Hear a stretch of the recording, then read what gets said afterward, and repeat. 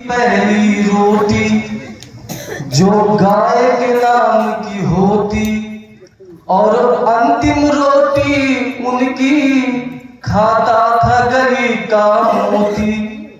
नंदू भी ठीक समय पर दरवाजे पर आता था, अपने हिस्से का खाना वो भी तो पा जाता था। अपने हिस्से का खाना वो भी तो पा जाता था। आंगन में दरवाजे पर बकरी पाली जाती थी, चींटियों के बिल के अंदर शक्कर डाली जाती थी। हम बच्चे ये सब करने के आदेश में रहते थे। दिन वो भी क्या थे जब हम ऐसे देश में रहते थे। अपनी मिट्टी की खुशबू के परिवेश में रहते थे। दिन वो भी क्या थे जब हम ऐसे देश में रहते थे। वो घर का कच्चा आंगन और उस पे बरसता सावन, हम भूल चुके हैं जब से मिल गए आधुनिक साधन।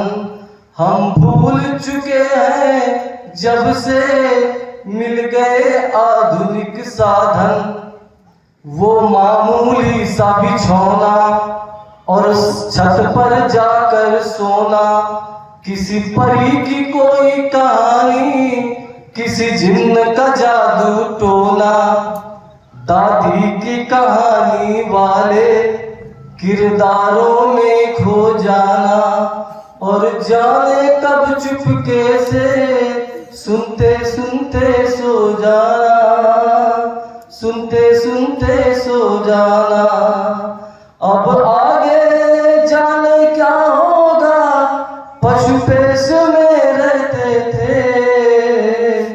दिन वो भी क्या थे जब हम ऐसे देश में रहते थे। अपनी मिट्टी की खुशबू के परिवेश में रहते थे। दिन वो भी क्या थे जब हम ऐसे देश में रहते थे। एक कागा काँव काँव करके तो चला जाता था, मेहमान कोई आएगा ये बात बता जाता था। ये सच है हम लोगों के उन दिनों में घर कच्चे थे। घर तो कच्चे थे लेकिन रिश्ते सारे सच्चे थे, रिश्ते नाते सच्चे थे। ये सच है हम लोगों के उन दिनों में घर कच्चे थे। घर तो कच्चे थे लेकिन रिश्ते सारे सच्चे थे, रिश्ते सारे सच्चे थे। साधु संसद में नहीं ऋषिकेश में रहते थे। दिन वो भी क्या थे जब हम ऐसे देश में रहते थे। अपनी मिट्टी की खुशबू के परिवेश में रहते थे। दिन वो भी क्या थे जब हम ऐसे देश में रहते थे।